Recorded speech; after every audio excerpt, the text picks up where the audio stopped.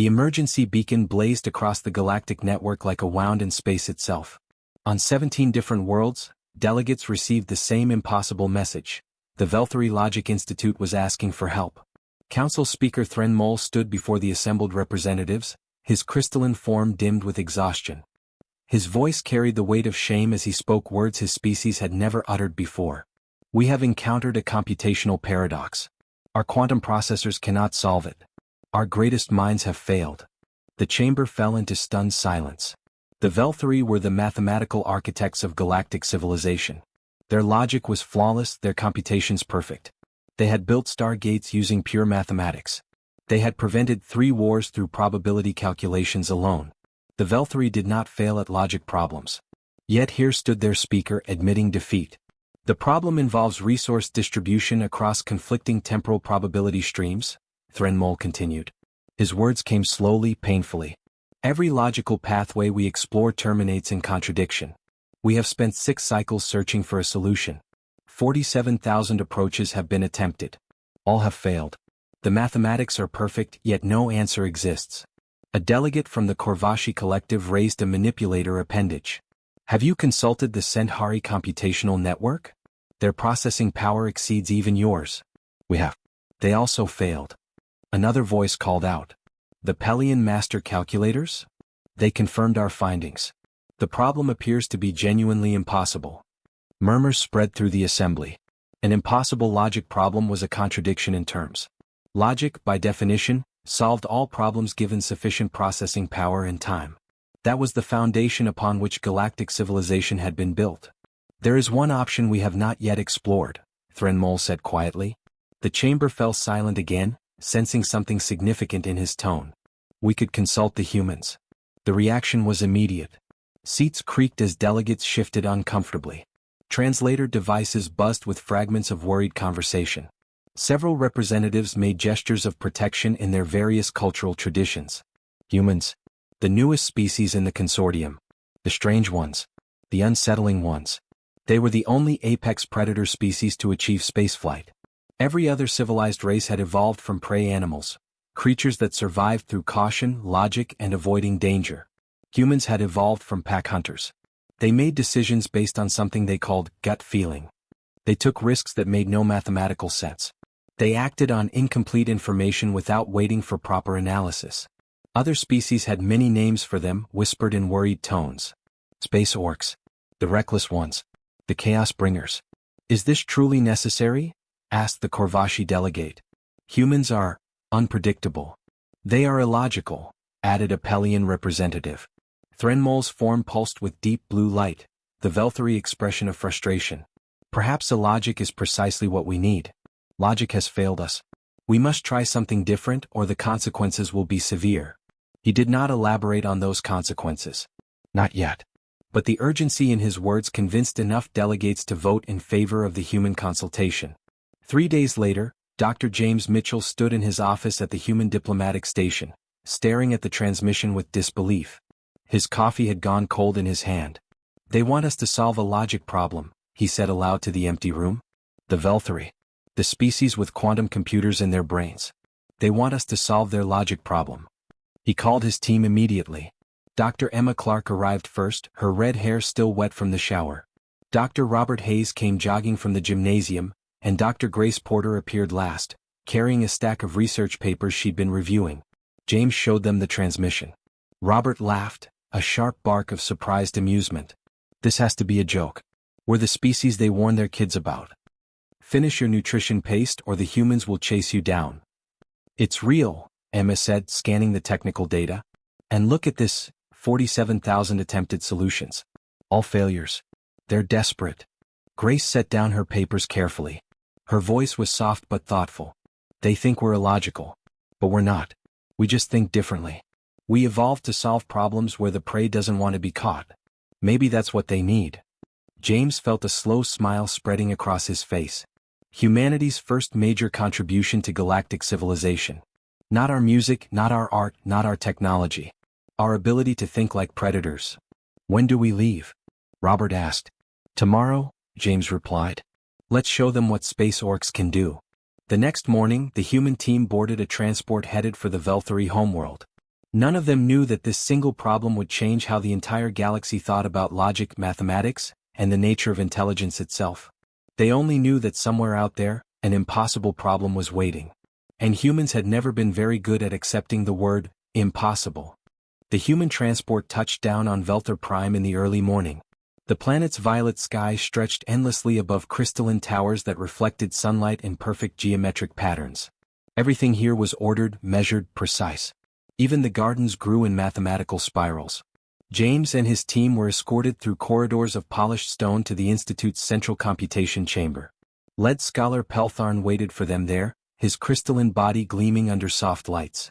Around him stood a dozen other Velthari scholars, all watching the humans with obvious nervousness.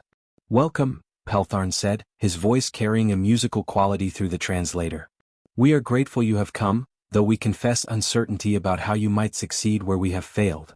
"Show us the problem," Emma said simply. Peltharn gestured, and holographic matrices bloomed in the air before them. Equations cascaded across three-dimensional space, each one connecting to dozens of others. Probability streams twisted through temporal coordinates. Resource distribution patterns folded into impossible configurations. James whistled low. "That's beautiful." "It is broken," Peltharn replied. "We have attempted every logical approach. The mathematics are sound, yet they produce no viable solution. The system contradicts itself at every resolution point." The four humans moved closer to the displays, circling them like wolves around prey. They didn't speak, didn't ask questions. They simply observed. Their silence made the Velthari more uncomfortable than questions would have. Junior scholar Telvin leaned toward Peltharn and whispered, "Why do they not request clarification? Why do they not ask about our methodology?" "I do not know," Peltharn admitted quietly. After 15 minutes of silent observation, Emma finally spoke. "Walk us through your starting assumptions." Peltharn's crest fluttered in confusion. "Assumptions? We made no assumptions. We began with established mathematical principles." "Everything starts with assumptions," Grace said, her voice gentle but firm. "Even mathematical principles assume certain things about reality. What did you assume was true before you built this?" The Velthari scholars exchanged uncertain glances. The question itself seemed strange to them, almost offensive. Logic didn't require assumptions, it was pure truth. "We assumed," Peltharn said slowly, "that a logical solution exists. That given correct mathematics, an answer could be found." "There's your first problem," Robert muttered, still studying the equations. A ripple of distress passed through the Velthari. Telvin's voice rose slightly. "Are you suggesting logic itself is flawed?" "No," James said, turning to face them. "We're suggesting your approach is flawed. You're treating this like a static puzzle. But look at these probability streams, they're not sitting still. They're reacting to every calculation you run." "That is the nature of quantum observation," Peltharn said. "We accounted for observer effect in our calculations." "Did you?" Emma pulled up a section of the equations, expanding it. "You accounted for how observation changes the outcome. But did you account for the system actively resisting your attempts to predict it?" The Velthari stared at her in bewilderment. Robert stepped forward, excitement building in his voice. "You're prey-species thinkers. No offense meant, but it's just evolutionary fact. You evolved to find the one safe path and follow it perfectly. You survived by being logical, cautious, and correct." "And humans?" Peltharn asked carefully. "We're predators," James said. "We evolved chasing prey that didn't want to be caught. Prey that dodged and weaved and tried every trick to escape. We learned to predict things that actively work against being predicted." Grace pulled up more data, her fingers moving quickly across the holographic interface. "This problem isn't just complex. It's adversarial. The probability streams aren't random, they're behaving like they're trying to avoid resolution." "That is impossible," Telvin protested. "Probability streams do not have consciousness. They cannot try to do anything." "No," Emma agreed, "but in quantum mechanics, systems do respond to observation in ways that can look like evasion. You've been trying to corner this problem with pure logic. But what do you do when the thing you're chasing won't hold still?" "We need time to work on this," James said. "Somewhere private where we can focus." Peltharn hesitated. The idea of leaving the humans alone with their precious data felt wrong. But they had come this far. "Very well. We have a side chamber prepared for you. It has full access to our computational networks." The humans gathered their equipment and moved into the side chamber. The doors sealed behind them, but the walls were transparent, a security measure the Velthari always maintained. For the next 3 days, the Velthari scholars watched something that contradicted everything they understood about problem-solving. The humans argued. Constantly. Loudly. Emma would write equations on holographic boards, and Robert would immediately challenge them. James would propose a solution and Grace would tear it apart. They contradicted each other, raised their voices, gestured wildly.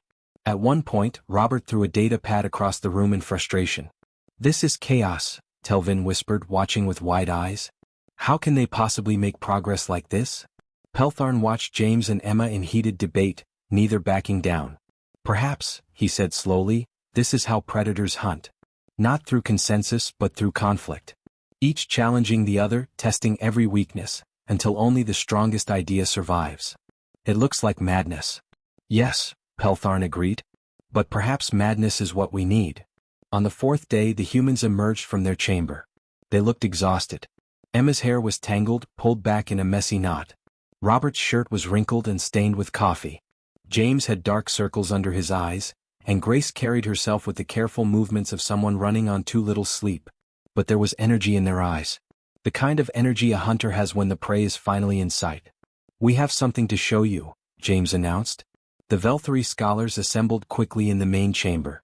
Peltharn activated all recording systems. Whatever the humans presented would be studied for generations, whether it succeeded or failed. Emma placed a data tablet on the central table and activated it. New equations appeared in the holographic space, but they looked different from the Velthari calculations. Messier. Less elegant. They had variables the Velthari had never considered. "Your problem isn't impossible," Emma began. "But you've been solving it wrong. You treated these probability streams as mathematical abstractions waiting to be calculated. We treated them as living prey trying to escape." Telvin's crest raised in alarm. "Probability streams are not alive. They have no consciousness, no will." "No," Robert agreed, pulling up a new display. "But they behave like they do. Look at this pattern analysis. Every time your computers ran a calculation, the stream shifted in response. Not randomly, they shifted in ways that avoided resolution. Like a rabbit dodging a fox." He overlaid the Velthari's failed attempts onto a behavioral map. The patterns were unmistakable. The probability streams moved away from successful calculation like prey fleeing a predator. "This is coincidence," Peltharn said, but his voice carried uncertainty. "Quantum systems are simply responding to observation." "Are they?" Grace asked softly. She brought up comparison data. "These are movement patterns from Earth prey animals. Deer, rabbits, fish. And these are your probability stream responses. The mathematics are different, but the evasion behavior is identical." The Velthari scholars leaned forward, studying the overlap data. The similarity was disturbing. Impossible. Yet undeniable. James stepped into the center of the room, his voice carrying the weight of revelation. "Human intuition isn't magic. It's not illogical. It's our predator brain running millions of calculations below conscious awareness. We pattern match in ways quantum computers can't because we evolved to predict the unpredictable. We spent 10,000 generations chasing things that didn't want to be caught," Emma continued. "Things that zigged when we expected them to zag. Things that hid, fled, and fought back. Our brains developed to handle adversarial problems." Robert activated another display. "You've been trying to find the perfect logical solution. A single path that resolves all contradictions. But that doesn't exist for adversarial problems. You need adaptive solutions that change as the problem changes." Grace pulled up 3 different calculation frameworks, each one glowing in a different color. "We have 3 approaches. None of them solve the paradox completely by your standards. They don't eliminate uncertainty. But they all work." Peltharn studied the frameworks carefully. His crystalline body pulsed with conflicting colors: curiosity, concern, confusion. "These solutions are incomplete. They have error margins. Uncertainty remains built into every calculation." "Exactly," James said. "That's the point. You can't eliminate uncertainty in an adversarial system. The moment you think you've pinned it down, it shifts. So instead, you build solutions that expect uncertainty and adapt to it." Telvin's voice rose in protest. "But this violates fundamental principles of logical computation. A solution must be complete, deterministic, perfect." "Why?" Emma challenged. "That's your assumption talking. In the real universe, perfect solutions rarely exist. What matters is whether something works, not whether it's mathematically pure. Grace demonstrated the first approach on the holographic display. Variables shifted and flowed, adapting in real time to changes in the probability streams. This framework treats the problem like a tracking algorithm. It predicts where the solution will be, not where it is. Like shooting ahead of a moving target. Robert showed the second approach. This one uses probability ranges instead of exact values. It accepts that precision is impossible and works within bounded uncertainty. Like knowing a rabbit is in these bushes without knowing exactly which bush. James presented the third. And this framework actually uses the system's evasion behavior against itself. It sets up calculation traps. When the probability streams dodge one calculation, they run right into another. Like driving prey toward waiting hunters. The Velthari scholars stood in silence, processing what they were seeing. The mathematics were sound, they could verify that. But the philosophy behind them felt wrong. Alien. Dangerous. You are asking us to abandon logical purity, Peltharn said quietly. To accept imperfection as a feature rather than a flaw. Yes, Emma replied simply. This is not how civilized mathematics works. James smiled, a predator's smile that made several Velthari unconsciously step backward. No. It's how hunting works. And sometimes to solve an impossible problem, you need to think like a hunter. Telvin looked at the three frameworks, glowing in their different colors, each one accepting uncertainty as part of its design. What if we choose wrong? What if these imperfect solutions fail? Grace met his eyes steadily. Then we adapt. That's what predators do. We don't find the perfect path. We find a path and we adjust as we run. We've been doing it for 10,000 generations. It feels like cheating, Telvin whispered. Robert laughed. To a prey species maybe. To us it feels like survival. The Galactic Consortium convened an emergency session 3 days after the human presentation. The vast chamber on the neutral station held representatives from 47 species, all gathered to discuss the impossible choice before them. Council Speaker Threnmol stood at the center podium, his crystalline form dim with stress. The humans have presented 3 potential solutions to our computational paradox. All 3 violate traditional principles of logical purity. All 3 accept uncertainty as an inherent feature. The question before us is whether we dare implement such approaches across our networks. A delegate from the Korvashi collective spoke first, his voice sharp with concern. These solutions are fundamentally flawed. They do not eliminate uncertainty. They embrace it. How can we trust systems built on imperfection? The mathematics are sound, Peltharn responded from his position beside the humans. We have verified every calculation. The frameworks function precisely as the humans claim. Function perhaps, said a Pelian representative, her scales rippling with agitation. But at what cost? We built galactic civilization on the foundation of logical certainty. If we abandon that principle, what remains? Emma stood, her voice calm but firm. You're not abandoning logic. You're expanding it. Logic that cannot adapt to reality is just beautiful theory with no practical use. Reality should conform to logic, the Pelian shot back. That is the nature of mathematics. No, Robert said, standing beside Emma.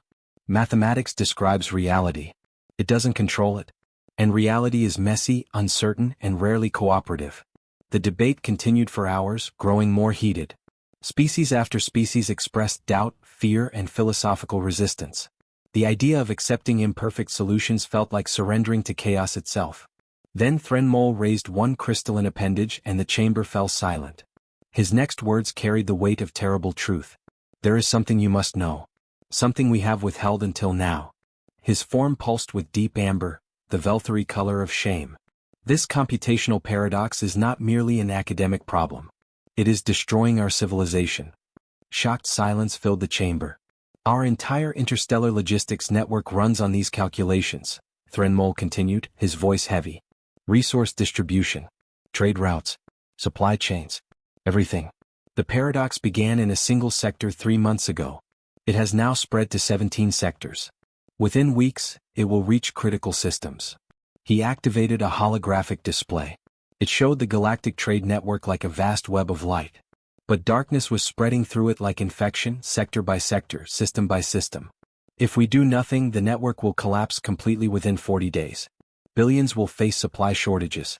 Medical shipments will fail. Food distribution will halt. The consequences will be catastrophic. The chamber erupted in panic. Voices rose in fear and anger.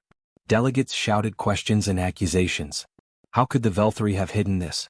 Why had they waited so long to reveal the true scope of the crisis?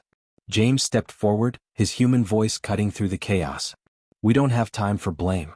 40 days means we need to act now. Today.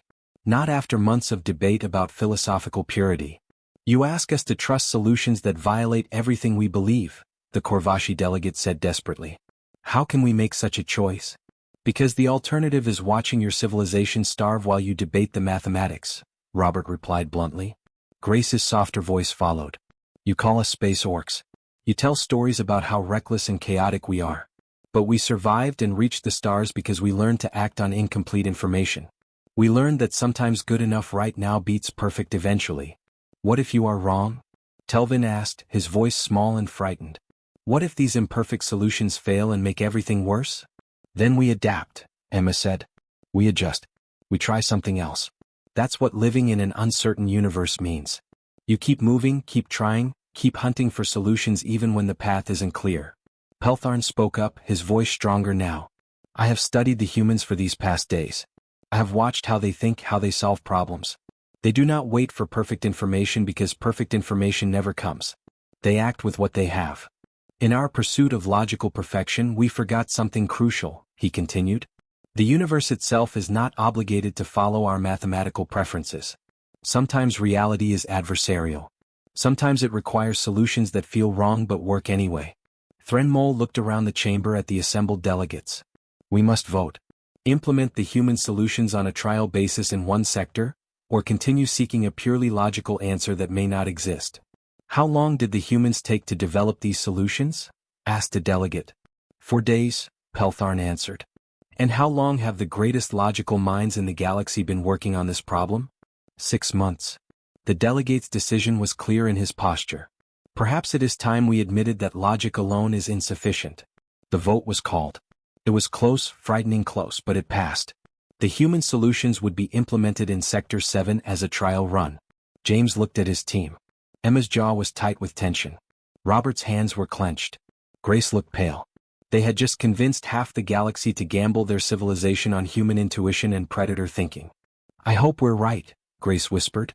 We will be, James said with more confidence than he felt. We have to be. The implementation began at dawn on Sector 7's primary hub station. Engineers from a dozen species gathered around holographic displays, watching nervously as the human frameworks replaced centuries of Velthari logic architecture. Emma stood at the central control panel, her fingers moving across the interface. Beginning activation sequence. Framework 1 going live in 3, 2, 1 mark. The displays flickered. For a heartbeat, everything went dark. Telvin made a small sound of distress. Then the system came back online but different. The calculations flowed like water instead of crystalline perfection. Variables shifted and adapted. Error margins pulsed like living things. It looks wrong, Telvin whispered. It looks alive, Peltharn corrected. For 6 hours they watched the system work. Trade routes recalculated themselves in real time. Resource distributions shifted to accommodate unexpected changes. When probability streams tried their usual evasion patterns, the framework predicted the dodge and adjusted instantly. Robert monitored the efficiency ratings. We're at 92% optimal performance. That's 3% better than your original system before the paradox started. Impossible, breathed a Velthari engineer. How can an imperfect system outperform a perfect one? Grace pulled up comparison data. Because your perfect system was brittle. It worked flawlessly until it didn't, then it broke completely. Our system expects problems and handles them. It's resilient instead of perfect. By the end of the first week, Sector 7's logistics network was running smoother than it had in years. The computational paradox hadn't been eliminated, it was still there, still creating uncertainty. But the human frameworks danced around it like a hunter circling prey, never letting it take control. Requests came flooding in from other sectors. 6 more wanted immediate conversion. Then 12. Then 30. The Galactic Council convened again, this time with very different energy. Threnmol's crystalline form glowed bright with something the humans had never seen from him before: excitement. The results exceed all projections. Not only has the paradox been contained, but network efficiency has increased across all converted sectors. The human approach is superior to our original design. How is this possible? the Corvashi delegate demanded, though his tone was more wonder than accusation now. James stood before the council, tired but smiling. Because reality is messy. Systems that expect mess handle it better than systems that expect perfection. You built your networks assuming everything would work logically. We built ours assuming things would go wrong and need correction. Species that had initially refused the human solutions now begged for consultation. Problems that had seemed impossible for decades were suddenly being solved. A Pelian manufacturing paradox resolved in 3 days. A Corvashi resource dispute settled in a week. A Centauri prediction failure fixed in 2. The pattern became clear. Humans excelled at problems where the variables fought back. Where perfect information was impossible. Where the problem itself seemed hostile to solution. 5 months after the initial implementation, Peltharn traveled to the human diplomatic station. He found James in his office, reviewing reports from a dozen different sectors. "I have come with an offer," Peltharn said. "The Institute wishes to create a new department. We want you to lead it." James looked up, surprised. "What kind of department?" "We are calling it the Department of Adaptive Problem Solving. A formal recognition that some problems require hunters' instincts rather than pure logic." Peltharn's form pulsed with warm colors. "We need humans to teach us how to embrace uncertainty." "You want us to teach you to think like predators?" James asked, amused. "We want you to teach us that being prey thinkers is not always enough. That the universe sometimes requires us to be uncomfortable, uncertain, and adaptive." James considered the offer. "I'll accept on one condition. Don't treat this as humans teaching inferior species. Treat it as different evolutionary paths creating different strengths. You're better at some things. We're better at others. Together we're stronger than either alone." Peltharn's agreement was immediate. Within a year, human advisors worked on 40 different worlds. They became known as the Chaos Handlers, though humans preferred the term adaptive specialists. Young Velthari scholars studied human decision-making processes alongside quantum mathematics. Pelian strategists learned to value intuition alongside calculation. The galaxy was changing. Not abandoning logic but expanding it. Learning that sometimes the most logical choice was to accept a little chaos. Telvin, now a senior scholar himself, stood before a classroom of young students from mixed species. He gestured to a human advisor working at a display in the back of the room. "Our ancestors believed the universe was perfectly logical," Telvin said. "That every problem had one correct answer waiting to be found. Then we met the humans and learned something humbling. The universe is not a puzzle box waiting to be solved. It is a living system that changes as we observe it." A young Velthari student raised a question appendage. "Does this mean logic has failed us?" "No," Telvin replied, his crest high with conviction.